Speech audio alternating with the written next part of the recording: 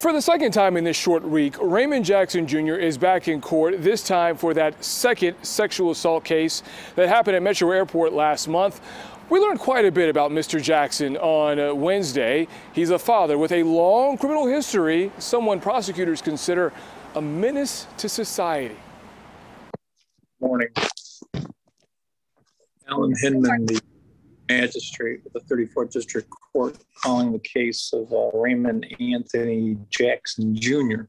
Some noticeable differences at Raymond Jackson Jr.'s second sex assault court hearing Wednesday. First, Jackson wasn't hiding from the camera this time. Also, there was a new judge, a new defense attorney, and a prosecutor available for this hearing. And good morning, Your Honor. Carly Cox on behalf of the people. 48 hours ago, at Jackson's hearing for the attempted sexual assault at Metro Airport, the officer in charge stood in for the Wayne County Prosecutor's Office because their sex assault unit was tied up with other cases. The judge in that case decided on a $10,000 bond for Jackson, much lower than the $100,000 requested. On Wednesday, a prosecutor argued why Jackson should have a higher bond in the second case. I think that Mr. Jackson is a danger to the community, and not to be overly dramatic or anything, but he's a menace to society and women everywhere. There's 3 separate women who have PPOs out against him. The prosecutor also mentioned Jackson's past offenses, which include assault with a deadly weapon, stalking, and domestic violence.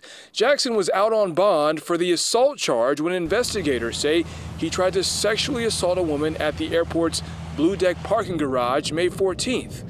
Then sexually assaulted another woman 3 days later. Looking at this, he has cases in front of every judge in this court pending, and then they are allegations, but they're serious allegations. And with that said, I find the bond kind of low. I'm going to make his bond $150,000. After the judge gave Jackson a $150,000 bond, the assisting prosecuting attorney said in a statement, quote, "We are pleased that the judge took the totality of the facts under consideration in ordering an appropriate bond for the protection of the victim and the public." Raymond Jackson Jr. will return to court on June 15th.